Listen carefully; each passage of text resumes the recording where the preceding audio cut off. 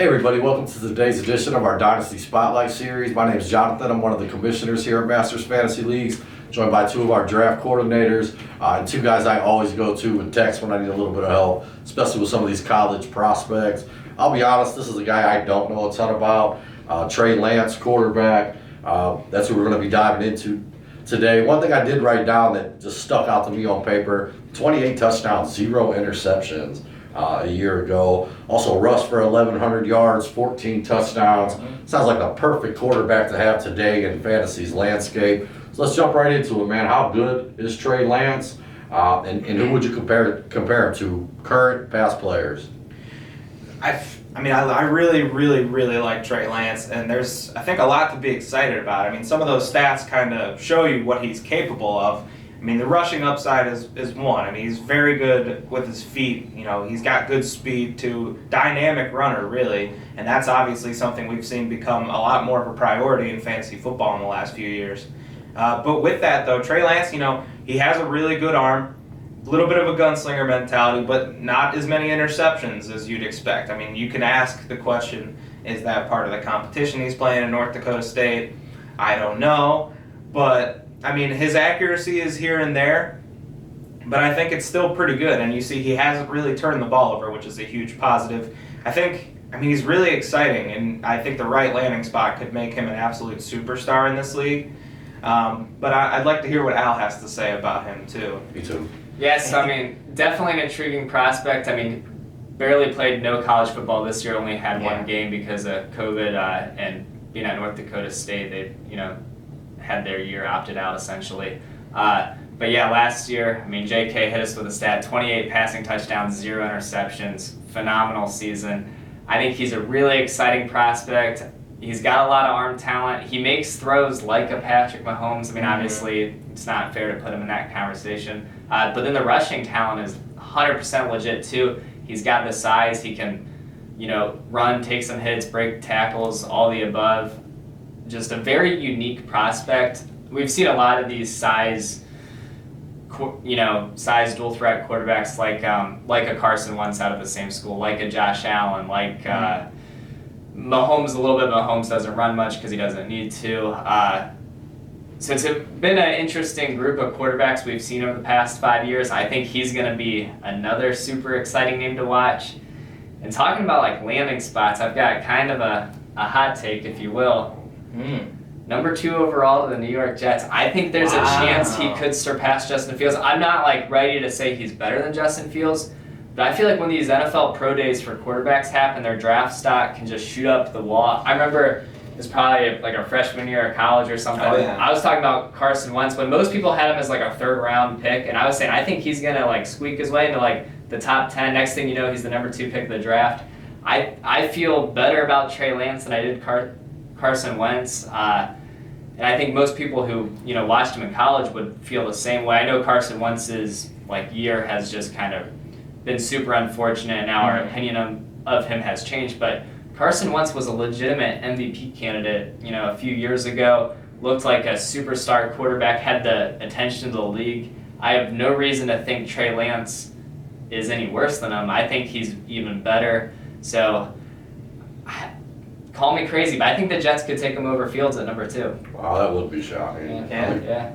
With everything we've read, I have not read. Right. It's early though. I really think pro days, for quarterbacks, all of a sudden, the landscape can change a lot, around March for these quarterbacks. Right. And I know JK talked about, comparisons too, and I think you named one of the ones I thought of that I thought was a little off the wall, but you hit it anyways, was Josh Allen. Just because, he's not Josh Allen, you're not thinking he's so much of a runner, but I mean, he does run a lot more than you'd think. Maybe a little less this year because he's been throwing the ball so well. But I think you could see a similar kind of transition where Lance is going to come in with a hot arm, and he can run, and is probably going to be a little raw in terms of the accuracy to get started, just because I feel like, he didn't really see a whole lot at North Dakota State. There might be a little adjustment period, but I think that's, he's a little smaller than Allen, but I think their games will be similar, especially the first couple of years coming out from college. Also, one more positive about his game is just kind of more positive about his past at North Dakota State as compared to a Justin Fields. I really feel like the offense they run at North Dakota State has a lot more like pro-friendly. Like we see him get the I formation, play action power. Like it just looks a lot more like a real NFL offense. Right. Not that Ryan Day's offense isn't awesome at Ohio State, but a lot more under center. Just I think from a terminology perspective standpoint too, it's a lot more pro ready. So I think that will make teams feel more comfortable about him being a smaller school guy. And I don't know, something about him playing in New York for the Jets, like I see it. I don't know. We'll see. That's interesting. And I actually read the Josh Allen comparison too. They did say that they thought he was a little more accurate, just a little bit. I agree. Yeah, I would think so too. Yeah. Right. Okay. So we covered that. Going to jump into draft stock then. Kind of looking for the best and worst case scenario here in upcoming Dynasty rookie drafts. Where do you guys see this guy going? I mean, that's tough. Quarterbacks are so hard for rookies. Yes. Right. And especially since there are some other like obvious big name guys like Fields and Lawrence too. I don't know. I think him being from North Dakota State might help him fly under the radar a little bit. Makes sense. I mean, yeah, probably later. Probably a little later in your, maybe even early second. I was gonna say late first.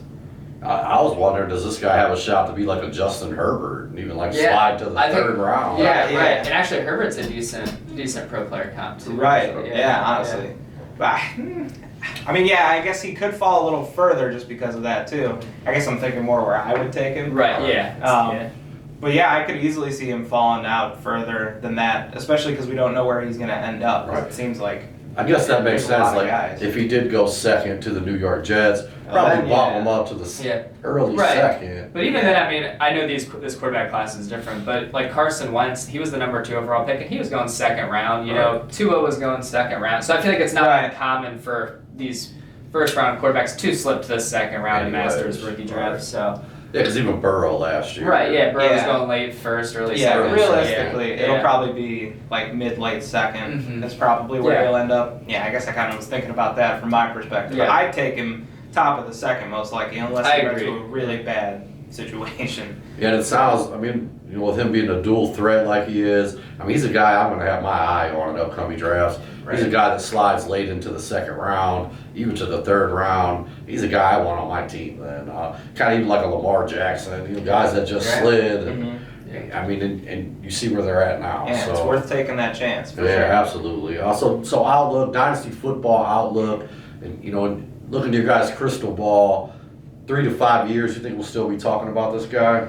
I absolutely do, and I threw a lot of comparisons out there, but I mean, we just saw Jalen Hurts like kind of tear it up for the last few weeks, and I think he's a far better quarterback prospect than Jalen Hurts ever was. And I like Jalen Hurts. I don't mean that as a knock against him, but I really think treylance is the real deal. I think the small school has a lot of people just completely overlooking him, but I think the talent's real, and he's here to stay. Yeah, absolutely. Not to mention small school and no football this year, really. Yeah. So didn't get a chance to really watch him.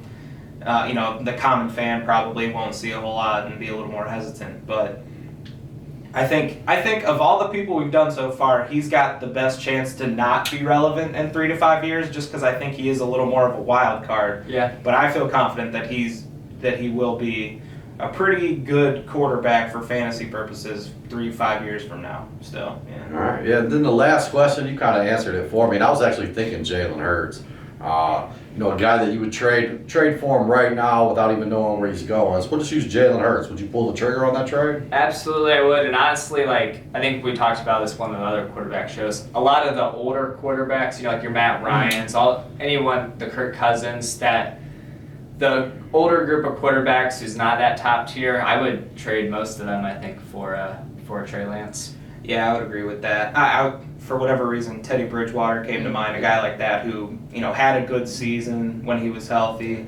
Maybe you move him on and get a nice young guy like treylance and possibly get a lot more in return just with how he progresses. Speaking of Teddy Bridgewater, Carolina, I think, would be an awesome landing spot for him, too, if you slip all the way to 9. But I just thinking of all the things that Joe Brady would do with him. I think that'd be awesome. Exciting. And I looked today at CBS mock draft. They had him, surprisingly, to be round 1, pick 14 to San Francisco. Oh, Yeah. wow. I like that. That'll be interesting, too. All right, guys, that's going to wrap up this edition of our Dynasty Spotlight series. Thank you so much for listening. If you could, please hit that subscribe and like button. Come be a part of the Masters family. We'd love to have you.